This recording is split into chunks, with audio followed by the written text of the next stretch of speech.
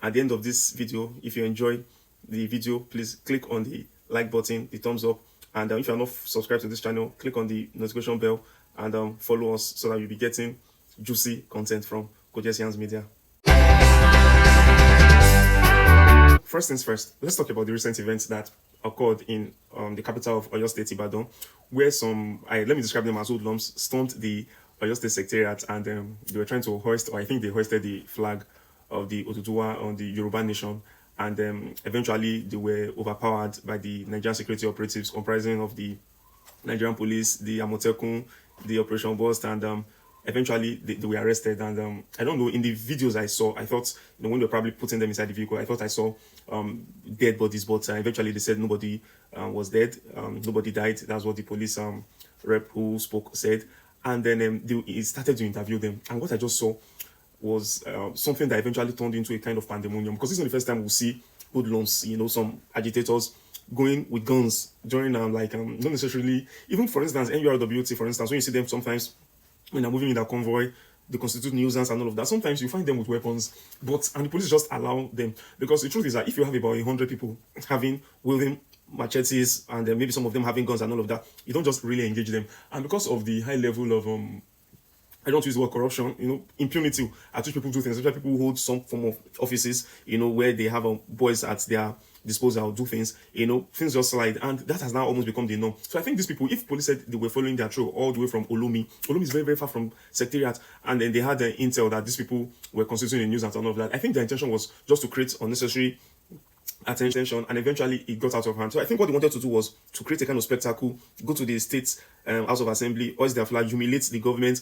and then this normally it will almost seem as if police is beginning to escort them. So police will form a kind of perimeter around them, like people who are protesting. When people are protesting, police forms perimeter around them, and then they do what they want to do, and then they go. So that's how it would have been, just like when we had the NSAS and all of that, whereby police will form perimeter around these people, and then people be doing. Sometimes it gets out of hand, like when maybe state-sponsored hoodlums in Lagos started attacking the NSAS protesters in Abuja, and Lagos police, people were there and allowed that kind of thing to happen. So that's how probably it would have been. They'll just do some things and then they'll allow them go. Police will gather their intelligence, but probably police had gotten heads up early before all these things even started, or at the early hours of it starting from Olumi, and that made them to get into action. And police probably wanted to save face, and so they probably with coordination from the Inspector General of Police and the Police of Police, they approached these people, accosted them, and they probably engaged them, probably trying to arrest them, and maybe there was some form of resist of arrest, but these people must have been high on some kind of cheap drugs, and so maybe some of them started shooting, and police also started shooting. I could even have imagined that maybe some police would have even walked up to some of them, yanked them by their trousers, trying to grab them,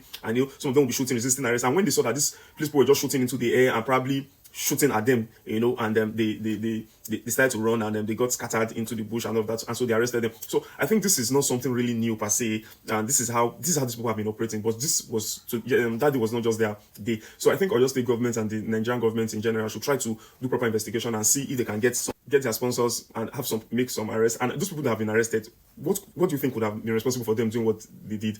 It's hunger. They are unemployed. Look at the young girl who came outside of Oyo State, and she was promised that when the Yoruba nation is declared and all of that, the issue of job, unemployment, suffering, insecurity, everything will be a thing of the past. And so with little indoctrination, maybe who even knows, maybe she was dating one of those people, and let's just go there and all of that. Then there's another elderly man who was also arrested. He said that to him, what he heard was that, there was like some form of a declaration at the Secretariat, and that for Yoruba nation, that they should just come. So at times it happens whereby you just see jobless people, they just tell them, something is happening at the Secretariat, we are protesting, or if you come there, they'll give you money, or just like when Peter Obi movement started, some of us will just tell us, even as educators as we are, come, we are going on a rally, we're going to do this, so we'll give you t-shirts, we'll give you caps and all of that, without us knowing that maybe something else will get down there. So maybe on getting there, then the few hoodlums amongst them started opening fire, started misbehaving, and then police wanted to, use force to quell whatever was going on. And those innocent people who probably went there to just, get what they would eat for that particular day are already caught up in the whole drama and cannot run anywhere because they were already surrounded by the police. So I think that could have been the situation of some of those people. So I think Nigerian government should try to look into those cases, and those people probably who are innocent should be released, and those ones who probably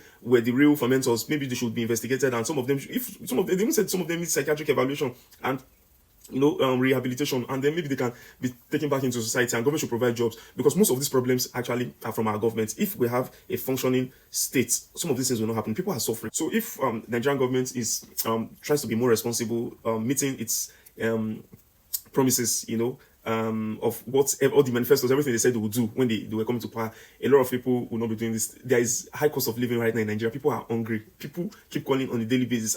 Bro, I bet if you send me 1,000, bro, 2,000. It shows the level of hunger, unprecedented level of hunger. So those kind of people can easily be brainwashed, easily be deceived to come and join this kind of protest. And they'll tell them protest, not knowing that some people are with guns. And the moment you're inside that vehicle or within that premises and these things begin to get out of hand, you cannot go anywhere. So Nigerian government should first of all be very responsible so that things like this was how Boko Haram started, IPOB and all of that, just people having some kind of dissatisfaction and mistrust in government that leads to all this. So when they can take over these things, I bet you Nigeria will be a good place. So with this, I've come to the end of this particular video. Let me know what your thoughts are in the comment section. Drop your comments.